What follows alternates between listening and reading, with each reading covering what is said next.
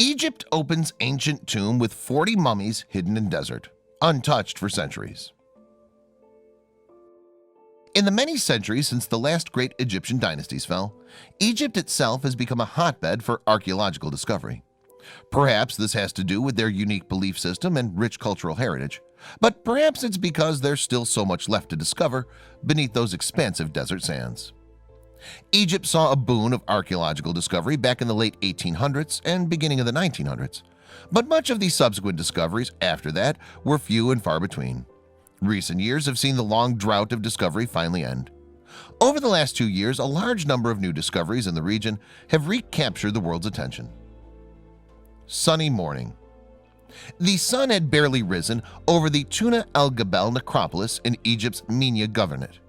It was a Saturday morning and the cool desert air was only just warming beneath the sun's rays. A group of government officials and representatives from the media gathered to witness something spectacular.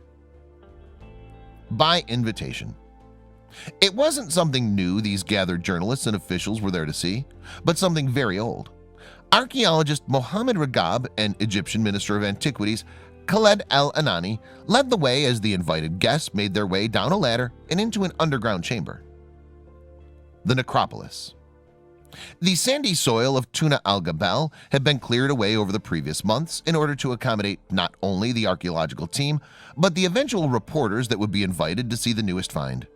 Located 160 miles south of Cairo, the necropolis is very much what the root word describes it to be, a city of the dead. Deep in the rock. The invited guests were directed through the underground maze of chambers, each one meticulously cut into the rock thousands of years before. There were a number of ancient burial chambers in the bowels of the necropolis, as would be expected, but the most important one was the large one, the one filled with mummies. Discovery. Along the way, archaeologist Mohammed Ragab explained that the 2 tombs had been discovered 9 meters beneath the ground. There were more than 6 rooms in total. The Minya graves, as they're being described, was originally discovered during an excavation that started out in February of 2018. Laid out. There, lining the floor and walls of the crumbling chamber, were the remains of over 40 different mummies. Some were laid out directly in front for all those invited to see. Others were stored in open clay coffins.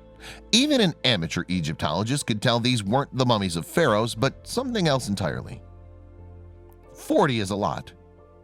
There were over 40 mummies in the chamber. There were men, women, 12 children, and even some animals.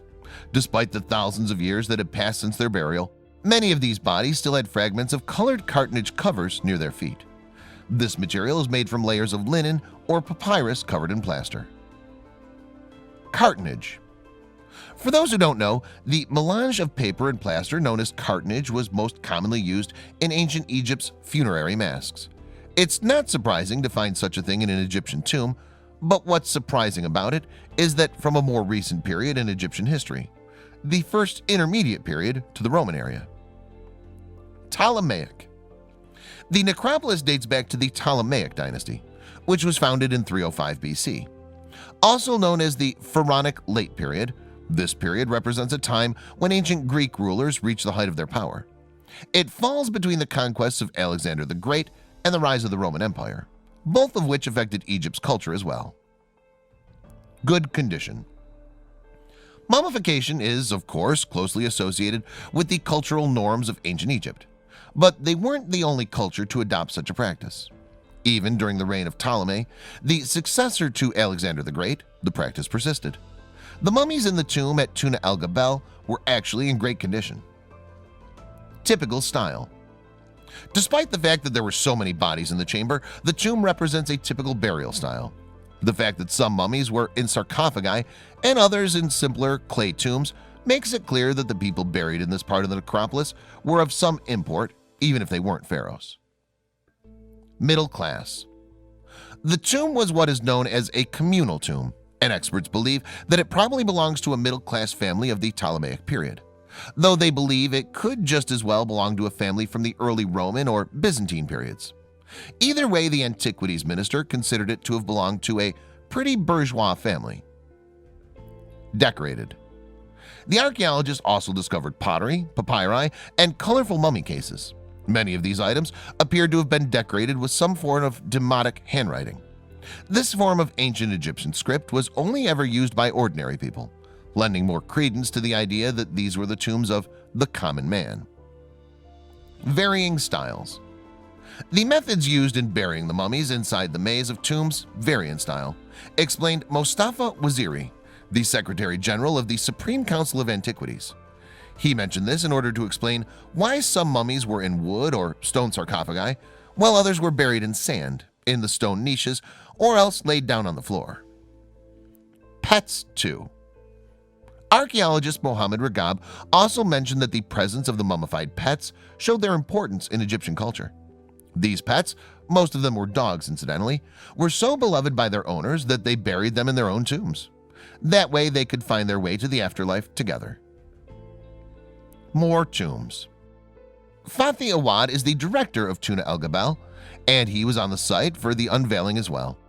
He explained that the site has several more important tombs, like that of Petrosiris, a Roman cemetery, and the two frontier reliefs of King Akhenaten. There's also an Isidora tomb, a sacred animal ceremony. Minister. Once the invited guests had viewed the historic discovery, the Minister of Antiquities, Khaled El-Anani, was happy to give credit for the find. He explained that a joint mission from the ministry and the Research Center for Archaeological Studies at Minya University were the ones responsible for uncovering all of it. Reviving tourism. Egypt's tourism has understandably suffered in recent years after the 2011 uprising, but it's back on the rise thanks to the number of archaeological finds the country's archaeologists have discovered since then. Hopefully, the 40 Ptolemaic mummies will further enlighten the tourism industry and give new generations an appreciation for exploring ancient history and culture. Check out these other videos from Let Me Know. If you haven't made the move to subscribe to our channel, all you need to do is click on that red subscribe button. Thank you for watching.